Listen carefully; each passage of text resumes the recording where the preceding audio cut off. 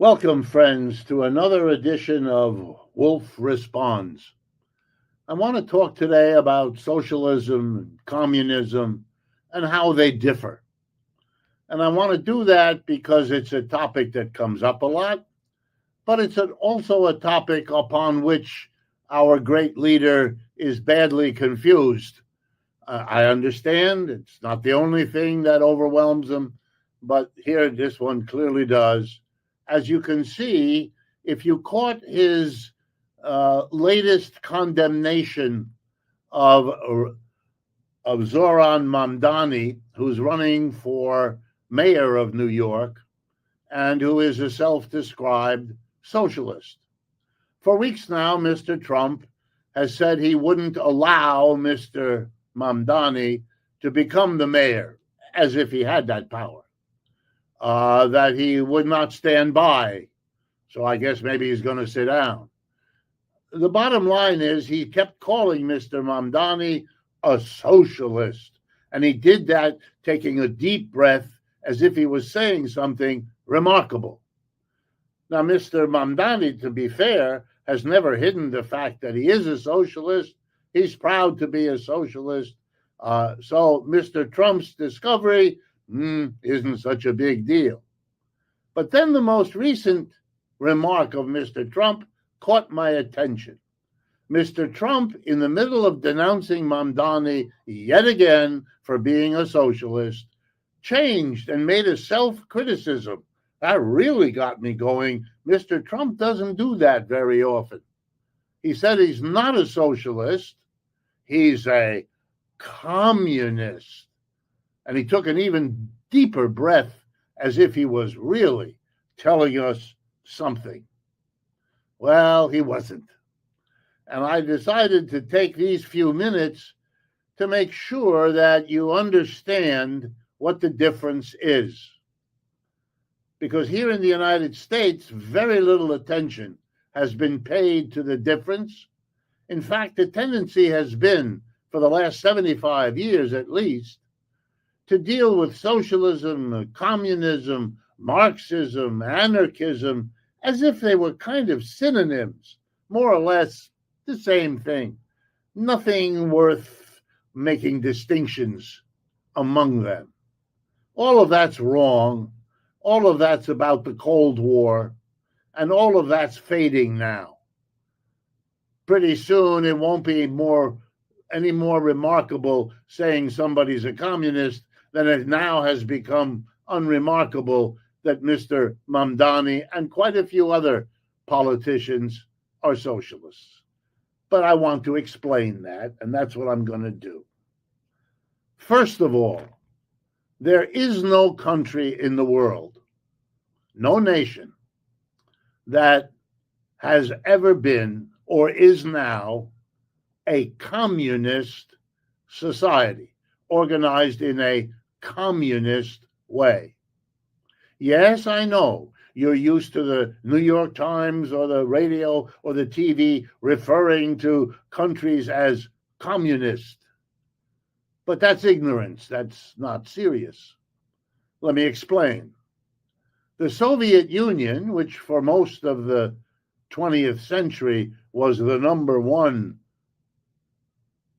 country like that, had a formal name: Union of Soviet Socialist Republics, USSR. Notice, please, the name of the country used the word socialist. No one in the Soviet Union referred to it as communist.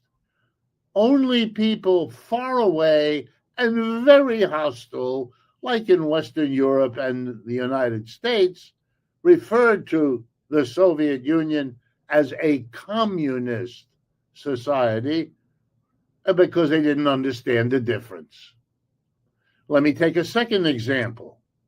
How do the People's Republic of China spokespersons, from Xi Jinping on down, how do they refer to their country, China?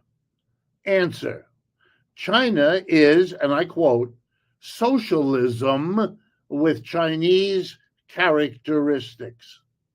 In other words, Russia and China, the preeminent examples, are both, by their own assistance and from day one, socialist and not communist.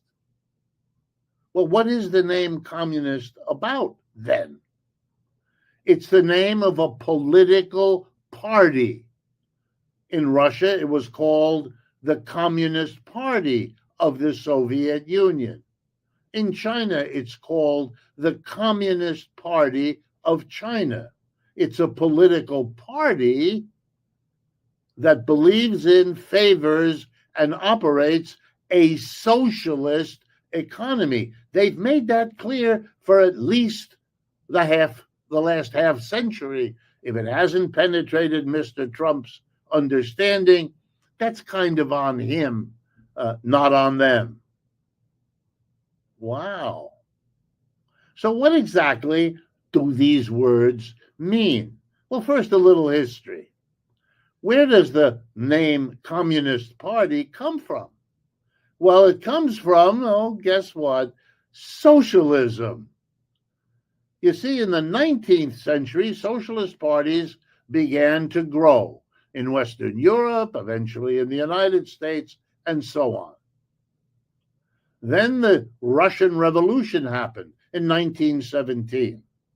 That was the first case in which socialists, by their own label, won political power in a country, Russia, and so declared it to now be a union of Soviet socialist republics. They had established socialism. And they appealed, the Russians did, Lenin, Stalin, Trotsky, they appealed to socialists around the world to support the first country, Russia, in which socialists had taken power. That appeal was persuasive to some socialists, but not to others. Those who wanted to support the Soviet Union as the first great and therefore the leader of global socialism wanted to mark their view by taking a different name. They adopted the name communist. So let's do it again. Socialists, to support the Soviet Union, changed their name to communist. There were no communist parties or none of any importance before the Russian Revolution. They all emerged in 1920, 1919, 1921 as socialists in each country split over whether they would be pro-Soviet, i.e. communists, or critical of the Soviet brand of socialism, and then they would keep the name socialist. And that's how we've had it to the present. Communist is a name of a political party. It's not the name of an economic system. Well, then what is socialism as an economic system? There are three kinds, and they seem to be focused particularly on what the role of the government is in an economy of employers and employees. An economy like our own here, but with different role for the government. So one kind of socialism, sometimes called Scandinavian socialism, because Sweden and Denmark and Norway and Finland used this kind of system, believed in it for a long time. In that kind of socialism, most of the business of the country is done by private enterprises that look just like those we have here in the United States. You would say they are capitalist enterprise, privately owned, dealing with one another in a market, employing workers, all the rest of it. But what's unique about them is a very big role for the government. The government is called in to put a floor under the level of wages so that nobody can be very poor, to provide free government services of all kinds, medical care, education, transportation, subsidized housing, and so on. It was often called capitalism with a human face when the socialists were powerful enough to win power in the state and make the state offset the harsh edges of a capitalist system. Britain and the United States were among those capitalisms that wanted the government to have a very limited role, whereas Scandinavians wanted the government to have a big regulatory role, heavily taxation, but heavily providing everybody with many, many free or subsidized services. The second kind of socialism is the Soviet Russian kind. They were, like the Scandinavians, taxing and providing lots of services, but they went one further. They didn't believe that government could regulate private enterprise unless the government, not private individuals, owned and operated the enterprises. So in Russia, the industry and more over time of the agriculture was run, owned, and operated by the government. So that's another kind of socialism. There were still private enterprises in Russia, always, many. But the dominant position, big industry, was owned by the government. The third example is the People's Republic of China. You know, socialism with Chinese characteristics. What's unique about China is that they are a hybrid. Half the economy is private capitalist enterprises, owned and operated by private Chinese, Japanese, American, European businessmen and women who own and operate capitalist enterprises, selling shares of stock and all the rest. The other half of the Chinese economy is a government-run, government-owned and operated industries. You might say China is a hybrid, a 50-50 mix of the United States and Britain, half, and the Soviet Union, half. Those are the three big kinds of socialism that are operating in Russia, China, Scandinavia at various times. These days, you have only a little of it left in Scandinavia, a little of it in Russia. The big example is China, which has this hybrid, half state, half private. All right, then what is communism? Communism is all of what I've just said, but taken an enormous step further. Communism is when you have an enterprise owned and operated by the workers in it. No separation between those who own and have all the power on the one hand and those who do the work on the other. No separation between the employer and the employee. It's a communal system, or if you like, a communist system, because the gap between employer and employee has been eliminated. It's what the people who do this call a democratized enterprise. It doesn't have a small group of people at the top, unelected, unchosen by the employees, who have all the power to decide what to produce, how to produce, where to produce, and what to do with the product. No. It's communistic because it's a community that operates the enterprise, and it isn't divided. Everybody has one vote to decide what to produce, how to produce, where to produce, and what to do with the product. That would be a communist enterprise. It is an open question in each country whether the Socialist Party there or the Communist Party there are in favor of a socialist economy or one that has gone beyond to become a communist economy as well.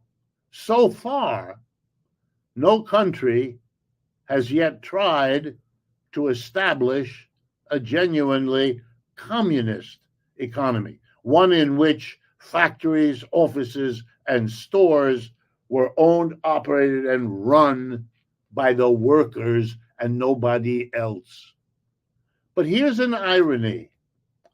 For thousands of years, workers, whether in a slave system or a feudal system or a capitalist system or even earlier, there have always been workers fascinated, attracted by the idea maybe we would be better off if we made the workplace a democratic community rather than a hierarchical top-down small group of people, the owner, the operator, the board of directors of the corporation. Maybe if we democratized the enterprise, we'd all be better off. That communist idea is very old, and it resurfaces from time to time, particularly when the system within which experiments like that are made is falling apart. We, you and I, living through a period of time in which the capitalist system is falling apart, at least in this part of the world. And of course, that's why socialist ideas, and coming down the pike behind them, communist ideas, different though they be, are becoming more and more part of people's figuring out where to go next in human evolution.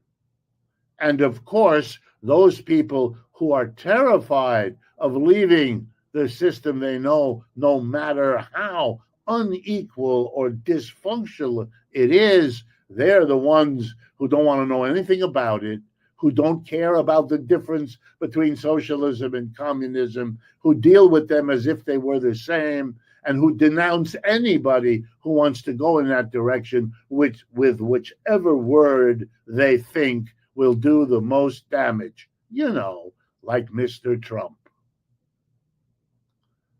If interventions like this strike you as useful, helpful to understand what we're all going through, then please share this video with others, co-workers, friends, neighbors, family.